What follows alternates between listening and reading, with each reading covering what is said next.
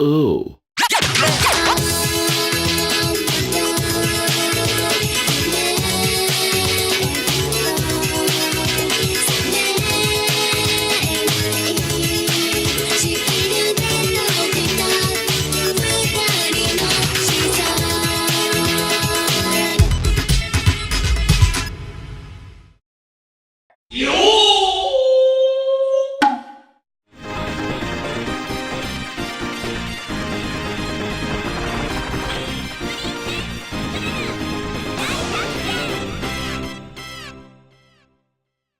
Welcome to Sushi Bites! This is Princess Clara Daisakusen. This game is a spin-off from Atlus's fighting game series Power Instinct. Clara appears in this, her own game, along with her sister Kirara, and her love interest Grey, who was transformed into a cat. More on that in a moment. I deliberately paused and specified names there as I didn't want to imply that her sister is her love interest. Though this is Japan we're talking about, it's certainly possible. The game was developed on STV hardware, so in other words, Sega Saturn hardware. The console port was therefore inevitable and also authentic. The story of this game is kind of convoluted, so stick with me here.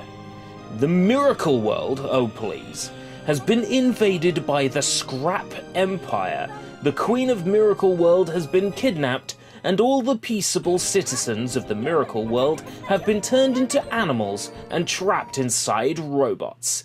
Sounds like a plan cooked up by Dr. Eggman! The only person who could have realistically defeated the Scrap Empire, Grey O'Brien, has been transformed into a cat. Before his transformation, Grey was told by the Queen that the only method of defeating the Scrap Empire now is if he can locate the Miracle Gem. Grey, by chance, meets up with Clara and Kirara, tells them the plan, and the three of them set off to collect the Miracle Gem and bring an end to the Scrap Empire's tyrannical reign. The action takes place in 8 directions, while you play as one of 3 characters: Clara, Kirara, and Grey. Using button 1, your character can shoot in the direction they're facing. Clara shoots stars, Kirara shoots icicles, and Grey spits out fireballs from his mouth. Holding the button down will make them continue to fire and allow you to strafe in any direction while firing. Button 2 is a stronger attack, also limited to one direction, but has the added benefit that it can knock back projectiles. Clara swings a large hammer, Kirara lays the smack down with a spiked ball on a stick, and Grey uses his massive claws. When you defeat an enemy with button 2, they will move backwards and explode.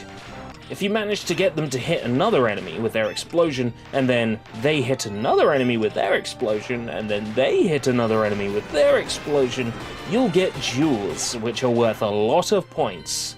As you defeat enemies with shots, they'll turn into animals. Collecting animals increases your score and charges up your explosive bomb moves. They also count towards an end-of-stage goal that, if completed, strengthens your fairy ally.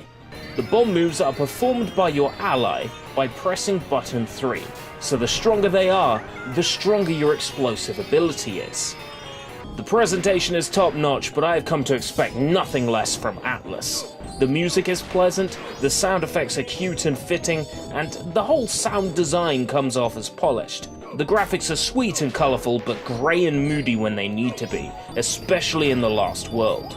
The bosses are a spectacle, and the absolute reason I would suggest giving this game a try. The range of bosses includes robot spiders, a gunship, and a massive animatronic fire-breathing dragon, just to name about half of them. They're all pretty impressive and round off each stage well. This game is definitely worth playing, and I consider it a shame that the only way to play the game legitimately is by importing the Sega Saturn version. Atlus should consider re-releasing the arcade version on a digital service like Steam, or on Arcade Archives on the PlayStation 4 and Nintendo Switch, so that it can be enjoyed on the level that it deserves to be. A game both fun and not overbearing with its difficulty, with cute characters and fearsome bosses. An absolute gem to play, and I'm so sad that it never left Japan.